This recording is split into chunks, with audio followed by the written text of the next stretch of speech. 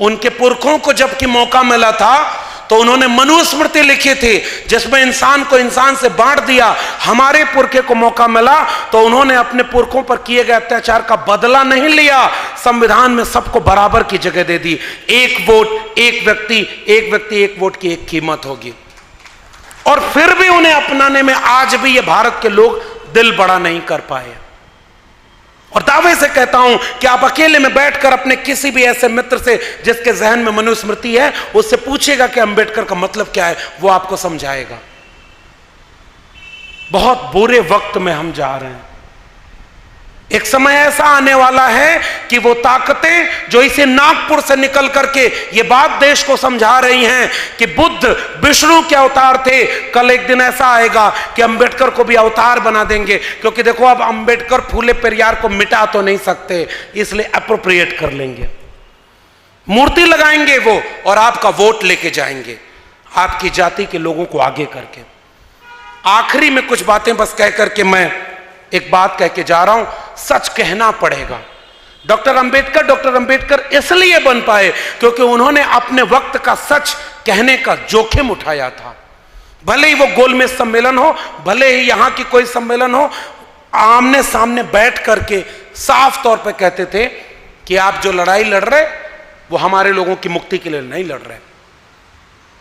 और इसलिए आज हमें अगर अंबेडकर की बात करनी है तो हमें अपने वक्त का सच कहना होगा कि आज का राजा जालिम है, तानाशाह है। एक कहानी शायद आप लोगों ने सुनी होगी। एक राजा बहुत तानाशाह था, वो उसके डर से उसके राज्य में कोई नहीं बोलता था, और उसके जितने दरबारी थे वो चापलूस थे। राजा कुछ भी कहे सब जी हां जी हां। वो जैसे एक किस्सा है ना अकबर बिरबल का, कि बिरबल को बुलाकर अकबर ने कहा कि बैगन बड़ा भला है, तो बिरबल ने कहा हां सरकार, सिर पर ताज धरा है। थोड़ी देर बाद स्विंग हुआ मूड, अकबर बुला के बिरबल से कहते हैं बिरबल बैगन बड़ा बुरा है। बिरबल तुरंत छूटते ही बोला बिल्कुल सरकार, बेगुन नाम पड़ा है। अकबर ने बिरबल से कहा बिरबल तुम्हारा कोई अपना स्टैंड है कि नहीं? मैं कह रहा हूं भला है तो तू कह रहा है भला है, मैं कह रहा हूं बुरा है तो तू उसको भी कह रहा है बुरा है। बिरबल पलट के बोलता है सरकार मैं बैगन की नौकरी थोड़ी ही करता हूं। चापलूसी का यह आलम होता है। और उस कहानी को मैं आज के दौर में जरूर कहना चाहता हूं कि उस राजा के आतंक से चापलूस दरबारी कुछ नहीं बोलते थे और पूरे दरबार में लोग उसकी वाहवाही करते थे।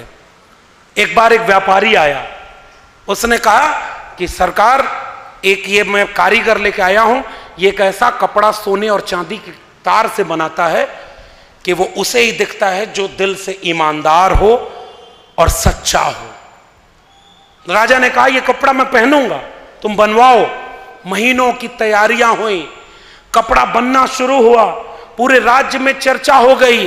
राजा के लिए एक ऐसा कपड़ा बनाया जा रहा है जो उसे ही दिखाई देगा जो दिल से ईमानदार और सच्चा होगा। राजा भी उत्सुक था, बीच बीच में जाके कहता था देखो कपड़ा कितना तैयार हुआ। कारीगर बोलता था बहुत मेहनत से बन रहा है, रुकिए थोड़ा और वक्त लगेगा। कुछ दिन बाद कपड़ा तैयार हुआ, राजा वो कपड़ा पहना और पूरे शहर में घूमने निकल गया। सारे लोग जाकर कहते थे कि राजा का कपड़ा कितना अच्छा लग रहा है, राजा का कपड़ा कितना प्यारा है, राजा का इतना शानदार कपड़ा पहना हुआ है। लेकिन असल में वो कोई कपड़ा ही नहीं था, वो अदृश्य कपड़ा था। और पूरे राज्य में राजा ऐसे ही घूमते चला गया, क्योंकि राज्य को ही उसने चापलूसों का अड्डा बना रखा था। वो तानाशाह जिसके खिलाफ कोई सच नहीं बोल सकता था, अपने राज्य के दरबार के आखिरी छोर पर पहुंचता है। एक छोटा सा बच्चा उस राजा को देखकर चीख पड़ता है, ये राजा तो नंगा जा रहा है। वो अकेला बच्चा सच बोला, क्योंकि बाकी लोग या तो चापलूस बन गए थे या उसके जुल्म से, तानाशाह से डर गए थे। और राजा नंगा है ये बात कहने वाला एक छोटा सा बच्चा था। डॉक्टर अंबेडकर आज अगर होते तो कौन सी लड़ाई लड़ रहे होते? मेरे लिए अंबेडकर को याद करने का अर्थ यहां से, आज अगर डॉक्टर अंबेडकर होते तो नई शिक्षा नीति 2020 के तहत इस देश के सरकारी शिक्षक सरकारी कर्मचारी सरकारी स्कूल कॉलेज विश्वविद्यालय को प्राइवेट हाथों में बेचे जाने के खिलाफ आंदोलन में सबसे आगे खड़े होते। आज अगर डॉक्टर अंबेडकर होते तो कोविड के समय जो 3 कानून पास हुए थे, न्यू एजुकेशन पॉलिसी 2020 के बाद किसानों के 3 कानून और श्रमिकों के 3 कानून, इस देश के ट्रेड यूनियन को तो बर्बाद कर दिया गया। श्रमिक अपना कानून नहीं बचा पाए भाई इस देश में। आज अगर श्रमिक 100 लोग इकट्ठे हो जाएं तो व्यापारी के पास यह मौका है कि वो उन श्रमिकों को नौकरी से निकाल सकता है। आप ट्रेड यूनियन नहीं बना सकते। और एक जमाने में इसी महाराष्ट्र में इतनी बड़ी ट्रेड यूनियन हुआ करती थी कि ट्रेड यूनियन के आंदोलन बड़ी बड़ी सरकारों के तख्ते पलट देते थे। ट्रेड यूनियन खत्म हो गया और ट्रेड यूनियन की वकालत करने वाले फूले और अंबेडकर दोनों थे। क्या यह अंबेडकर के सपनों का भारत बन रहा है? इसलिए मैं कह रहा हूं कोविड की आड़ में श्रमिक कानूनों में संशोधन हुआ है, कोविड की आड़ में न्यू एजुकेशन पॉलिसी बदल दी गई है और कोविड की आड़ में 3 कृषक कानून पास कर दिए गए। एक ऐसा डॉक्टर इस देश में बैठा हुआ है जो मरीज को केवल भाषण पिला रहा है कि हम तुम्हारा इलाज कर रहे हैं। किसानों, ये कानून तुम्हारे हित में हम लाए हैं। विद्यार्थी और शिक्षकों, नई शिक्षा नीति तुम्हारे हित में हम ले आए हैं। और तमाम लोग, ये शिक्षा नीति हम तुम्हारे मजदूरों के हित में ले आए। यानी जिसका फायदा किया जा रहा है उसी को समझाया जा रहा है कि भले तुम्हारी बीमारी ठीक नहीं हो रही है, लेकिन मैं भाषण और हर रविवार मन की बात सुना रहा हूं, इससे तुम महसूस करो कि तुम बीमारी से ठीक हो रहे हो और आपकी बीमारी बढ़ती जा रही है। इसलिए डॉक्टर अंबेडकर को याद करना मेरे लिए ऐसे व्यक्ति को याद करना है जिसने इस मुल्क में आइडिया ऑफ इंडिया का ख्वाब देखा था। कबीर साहब ने लिखा है, कबीरा कहे ये जग अंधा। किसके लिए कहा था? हम पढ़े लिखे लोग हैं और मैं एक बात बहुत जिम्मेदारी से कह रहा हूं साथियों, आज की डेट में जिसके हाथ में कलम नहीं, किताब नहीं, दिन भर 90% असंगठित क्षेत्र के लोग जो दिन भर अगर मेहनत न करें तो शाम को उनके घर चूल्हा नहीं जलता, उनको अंबेडकर का पढ़ने का मौका कहां है? उनको यह बात कैसे पता होगी कि भारत का संविधान कैसे बर्बाद किया जा रहा है, कैसे इस देश में दंगा, सांप्रदायिक मंदिर मस्जिद की लड़ाई के नाम पर शिक्षा रोजगार बर्बाद किया जा रहा है।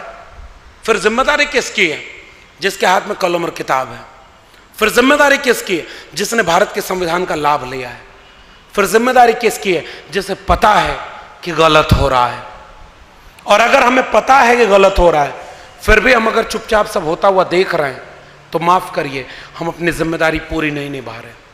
आपने हमें बुलाया, इतने बड़े होटल में ठहराया, इतना पैसा खर्च किया, ऐसे कार्यक्रमों की जरूरत है क्योंकि कुछ साल पहले यहां ऐसे लोग का ऐसे कार्यक्रम में नहीं कर पाते रहे।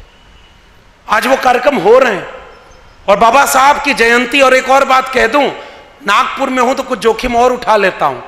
कुछ दिन पहले इसी देश में धार्मिक नाम पर रैलियां निकाली गई थी और उत्तर प्रदेश और बिहार में धर्म की रैली में तलवार और त्रिशूल लहराते हुए दंगा कराया गया, कर्फ्यू लगा और कई लोगों की हत्या हो गई।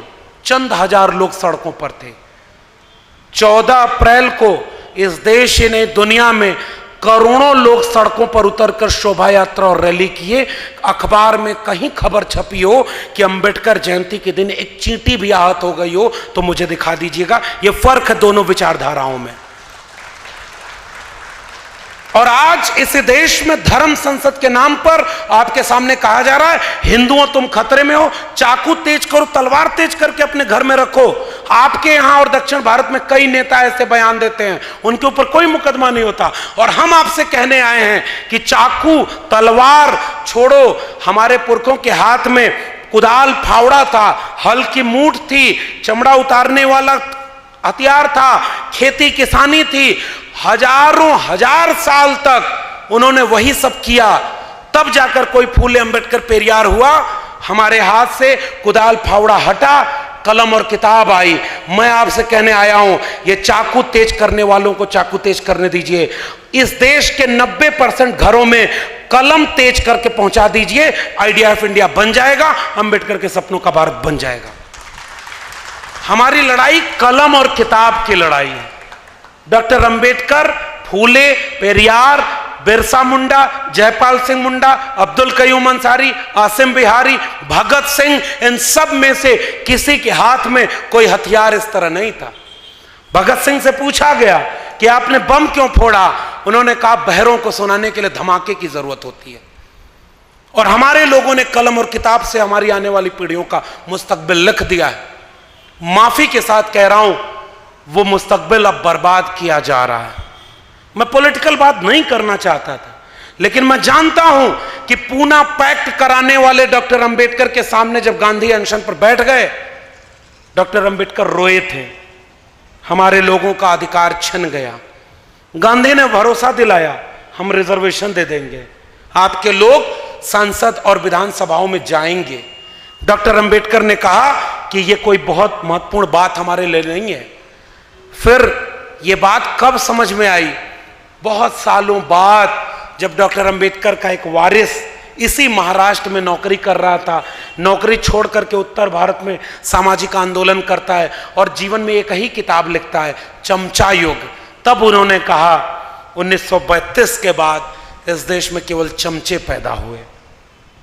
कांशीराम, और उन कांशीराम ने एक बहुत महत्वपूर्ण बात कही है। इस सभागार में नौजवानों की संख्या कम है, फिर भी जितने हैं मैं उनको एक वाक्य कह रहा हूं। कांशीराम साहब ने लिखा कि जिन्हें जवानी में चमचागिरी की लत लग जाती है, उनकी सारी उम्र दलाली में गुजर जाती है। और आज जो सरकारें चल रही हैं, उनमें सबसे ज्यादा सांसद, विधायक, मंत्री हमारे बीच के ही तो हैं, और हमारे ही बच्चों का सौदा होते हुए देख रहे हैं, क्योंकि उनकी मिनिस्ट्री की कुर्सी बची रहे। करोड़ों रुपया जो वो कमा रहे हैं वो बचा रहे। कोई ईडी सीबीआई उनके घर न भेज दी जाए। महाराष्ट्र के लोगों, अभी बहुत दिन नहीं बीता, पूरी की पूरी पार्टी तोड़ करके सरकार गिरा दी गई। कहां लोकतंत्र बचा है? जो बोलेगा वो मारा जाएगा। अभी उत्तर प्रदेश में खुलेआम पुलिस की कस्टडी में गोली मारी जा रही है, और वहां पर एक फकीर कबीर साहब ने एक दोहा लिखा है, मन न रंगाए रंगाए जोगी कपड़ा। और जब मैं जोगी कह रहा हूं तो इसका वास्ता किसी भी प्रदेश के मुख्यमंत्री से नहीं है, ये डिस्क्लेमर है। मन न रंगाए रंगाए जोगी कपड़ा, आसन मार मंदिर में बैठे, ब्रह्म छोड़ पूजन लागे पथरा, और दढ़िया बढ़ाए और बरवा मुड़ाए, और दढ़िया बढ़ाए जोगी हो गई ना बकरा, और मन नाम रंगाए रंगाए जोगी कपड़ा। ये कबीर साहब ने किसके लिए कहा था? एक वक्त आएगा जब लोग, हमारे यहाँ का एक गाना चलता है ना, कि वो कह गए सिया से ऐसा कलयुग आएगा, हंस चुगेगा दाना दुन का, कौवा मोती खाएगा। और आज आपके लोग अपनी नौकरी बचाने और तमाम चीजों को लेकर के अपने चीजों का सौदा कर रहे हैं। और इसलिए मैं कह रहा हूं कि हमें इस बात को सच तो बोलना होगा ना भाई, कि आखिर में वो सारी चीजें कौन लोग कर रहे हैं। और उस योगी की बात मैं क्यों कर रहा हूं? उत्तर प्रदेश में शिक्षक भर्ती घोटाले के लिए जो विद्यार्थी आंदोलन कर रहे थे, उनके ऊपर लाठी चलवाई गई, मुकदमा किया गया, और जो शिक्षा मांग रहा है उसको जेल डाला जा रहा है, और जो कांवड़ होने जा रहा है उसके ऊपर हेलीकॉप्टर से फूलों की बारिश की जा रही है। इसी दिन रात के लिए आपने इन्हें मुख्यमंत्री चुना या हमने चुना? और जो लोग अब इस मुल्क का निजाम बन के बैठे, उनकी तो बात ही क्या करना। डिग्री तक उनकी सच्ची नहीं है, उनकी बातों में कितनी सच्चाई होगी मुझे पता नहीं। और इसलिए मैं एक बात कह रहा हूं, ये लोग बहुत मेहनत करते हुए दिखते हैं। उनके भक्त कहते हैं कि अरे भाई प्रधानमंत्री जी 18 घंटे काम करते हैं, दिन रात मेहनत करते हैं। एक बार जंगल के जानवरों ने मिलकर बंदर को अपना राजा चुन लिया। मैं भाई साहित्य का विद्यार्थी हूं तो किस्सा कहानी सुना रहा हूं, इसका किसी भी जीवित या मृत व्यक्ति से कोई संबंध नहीं है। बंदरों को राजा चुन लिया। एक शिकारी आया, एक पशु के बच्चे को उठा के लेके भाग गया। वो पशु आकर राजा के सामने कह रहा है कि भाई न्याय करो। कहा क्या हुआ? कहा कि बच्चे को वो उठा ले गया, आपने कहा था आपके राज्य में जुल्म नहीं होगा। बंदर इस डाल से उस डाल कूदना शुरू कर देता है।